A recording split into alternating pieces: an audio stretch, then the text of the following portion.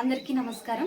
నిన్నటి వీడియోలో మనం ధ్యానం ఎలా చేయాలి, ఎప్పుడు చేయాలి, ఎక్కడ ఎంతసేపు చేయాలి అనే విషయాన్ని మనం తెలుసుకున్నాం. ఈ రోజు వీడియోలో ధ్యానం ఏ ప్లేస్లో చేసినప్పుడు ఎక్కువగా కుదురుతుంది, మనం ఎక్కువ శక్తిని తీసుకోవాలనుకుంటే ధ్యానం ఎక్కడ చేయాలి అనే విషయాన్ని తెలుసుకుందాం. ఫస్ట్ ఆఫ్ ఆల్, ధ్యానం ఎక్కడ చేసినా బాగా కుదురుతుంది. శ్వాస మీద ధ్యాస కరెక్ట్గా ఉంచితే కుదురుతుంది. కానీ కొత్తగా ధ్యానం చేసేవాళ్ళు, ఈ మధ్యనే ధ్యానం స్టార్ట్ చేసిన వాళ్ళకి కొంచెం శ్వాస మీద ధ్యాస పెట్టడం అనేది కొంచెం క్రిటికల్గా ఉండవచ్చు.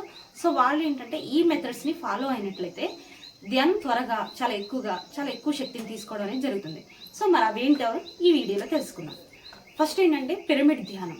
పిరమిడ్లో ధ్యానం చేసినప్పుడు పిరమిడ్కున్న యాంగిల్ వలన మనకి ఎక్కువ శక్తి వస్తుంది. మామూలు మెడిటేషన్ అంటే ఇప్పుడు కుర్చీలో ఉన్నాను, కుర్చీలో కూర్చొని ధ్యానం చేసిన దానికంటే 3 times మోర్ ఎనర్జీ వస్తుంది అన్నమాట. సో ఆ విధంగా పిరమిడ్ ధ్యానాన్ని ప్రయత్నించవచ్చు. రెండవది గ్రూప్ మెడిటేషన్.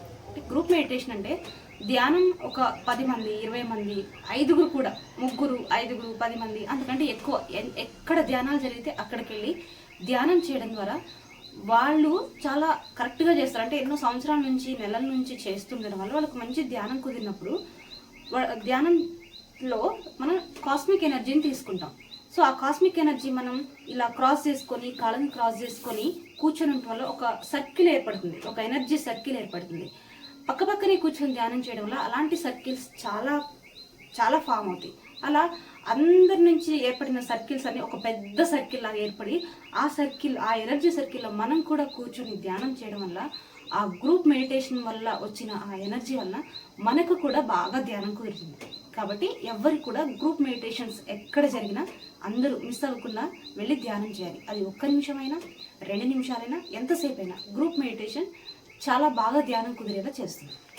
సో ఫస్ట్ ఇది pyramid meditation, next group meditation. ఇప్పుడు పౌర్ణమి ధ్యానం. పౌర్ణమిలో మామూలుగా మనకి నెలలో పౌర్ణమి అమావాస్య 2 వస్తాయి. అయితే పౌర్ణమి ధ్యానం చాలా పవర్ఫుల్గా ఉంటుంది. పౌర్ణమి ధ్యానంలో ఈ ఎర్త్ ప్లానెట్ పై ఎక్కువ ఎనర్జీస్ ఉండడం వల్ల ఆ ఎనర్జీస్ని మనం మనసు శూన్యం అయినప్పుడు కాస్మిక్ ఎనర్జీ వస్తుంది. సో మనం మనసు శూన్యం అవడం ఎక్కువగా శూన్యం చేస్తూ ఉండడం వల్ల ఆ ఎక్కువగా ఉన్న ఎనర్జీ మనలోకి ప్రవహిస్తూ ఉంటుంది. పౌర్ణమి ధ్యానమైన అమావాస్య ధ్యానం కూడా చాలా పవర్ఫుల్గా ఉంటుంది. అయితే ప్రత్యేకించి పౌర్ణమి రోజు ఇంకా ఎక్కువ ఎనర్జీ ఉంటుంది. దాంతోపాటుగా పౌర్ణమికి ముందు ఒక రోజు, పౌర్ణమి తర్వాత ఒక రోజు కూడా రెగ్యులర్గా మెడిటేషన్ చేస్తున్న వాళ్ళు ఖచ్చితంగా ఆ ఎఫెక్ట్ని ఖచ్చితంగా చూడగలరు. కాబట్టి పౌర్ణమి ధ్యానాన్ని కూడా మిస్ అవుతుంది. నెక్స్ట్ ఇంకొక ధ్యానం ఏంటంటే శక్తి క్షేత్రాల్లో ధ్యానం. మనందరికీ తెలుసు, మనందరం చిన్నప్పటి నుంచి గుడులకి, శక్తి క్షేత్రాలకి, తిరుపతి అని, విజయవాడ అని, భద్రాచలం అని ఇంకా చాలా శక్తి క్షేత్రాలకు మనం వెళ్తూనే ఉంటాం. లాస్ట్ వెళ్లే ముందు పూజ అంతా అయిపోయిన తర్వాత, కొబ్బరికాయ ఇచ్చిన తర్వాత అందరూ 5 నిమిషాలు కూర్చొని వెళ్ళాలి అంటారు. అసలు ఎందుకు కూర్చొని వెళ్ళాలని మనం ఒక్కసారైనా ఆలోచించామా? నిజంగా ఆలోచించుంటే మనకు చిన్నప్పుడే దీనికి ఆన్సర్ దొరికేది. అప్పటిదాకా అన్ని పనులు చేసి అలసిపోయి ఉంటాం. బాడీ మొత్తం కూడా ఆ ప్రదక్షిణలు చేసి దేవుని దర్శించుకోవడానికి క్యూలో నిల్చొని వీటన్నిటి వల్ల ఏంటంటే బాడీ చాలా ఎక్కువసేపు అలసిపోయి ఉంటుంది. కాబట్టి ఆ టైంలో మన మనసు మనకున్న బాధల గురించి, కష్టాల గురించి, డబ్బు సమస్యల గురించి, వీటన్నిటి గురించి కాకుండా ఆ క్షణం కాళ్ళ నొప్పులు, ఒళ్ళు నొప్పులు వచ్చి మంచిగా కాసేపు రెస్ట్ తీసుకొని ఉంటుంది. ఆ టైంలో ఏం ఆలోచించవు. అలా కూర్చుంటే మనసు శూన్యం అయిపోద్ది. అక్కడ ఆ క్షణంలోనే ఉంటాం మనం. ఆ క్షణంలో ఉంటే ఏదైనా ధ్యానమే కదా. కాబట్టి ఏంటంటే 5 నిమిషాలు కూర్చొని వెళ్ళాలమ్మా అంటుంటారు. కాబట్టి 5 నిమిషాల్లో మనం కనుక కళ్ళు మూసుకొని, అంటే శక్తి క్షేత్రంలో కళ్ళు మూసుకొని ధ్యానం చేయడం వల్ల ఎక్కువ శక్తి వస్తుంది మనకి. అందుకే మనం శక్తి క్షేత్రాలకు అప్పుడప్పుడు సంవత్సరానికి ఒకసారైనా ఏదో పుష్కరాలని వాటి పేరుతో వీటి పేరుతో మన తిప్పించి కనీసం అప్పుడైనా మనం ఎనర్జీ తీసుకోవడానికే ఈ పద్ధతులన్నీ వచ్చాయి.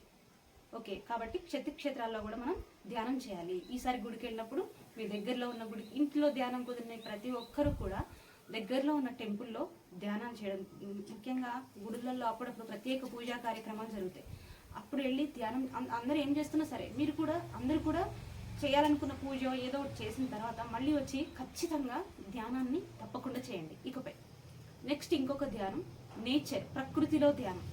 ప్రకృతిలో ధ్యానం చేయడం వల్ల కూడా మనం వెంటనే ఈ క్షణంలోకి రావడం, అక్కడున్న ప్రశాంతత వల్ల మనం మనసు అటు ఇటు మన ఇల్లు అవి ఇవి గుర్తు రాకపోవడం వల్ల మనసు వెంటనే శూన్యం అవుతూ ఉంటుంది. శ్వాస మీద మనం ధ్యాస చాలా ఫ్రీక్వెంట్గా, అంటే ఆలోచనలు వస్తుంటాయి అటు ఇటు మనకి ఆలోచనలు వస్తున్నప్పటికీ వాటిని వెంటనే కట్ చేయగలిగే ఒక అవేర్నెస్ చాలా త్వరగా కలుగుతూ ఉంటుంది. కాబట్టి నదుల దగ్గరికి వెళ్ళినప్పుడు ఆ జలపాతాల సౌండ్లు వింటూ ప్రకృతిలోకి వెళ్ళి పార్క్ దగ్గర మనకి ఇంట్లోనే చెట్లు ఎక్కువగా ఉన్న ప్లేసెస్లో కూడా కూర్చొని మనం ధ్యానం చేయడం ద్వారా చాలా ఎక్కువగా శ్వాస మీద ధ్యాస పెట్టి మంచిగా ధ్యానం చేయగలం. సో ఇవ్వండి ధ్యానం కుదరడానికి ఈ 5 టూల్స్ని మనం చాలా చక్కగా యూజ్ చేసుకోవచ్చు. So thank you so much.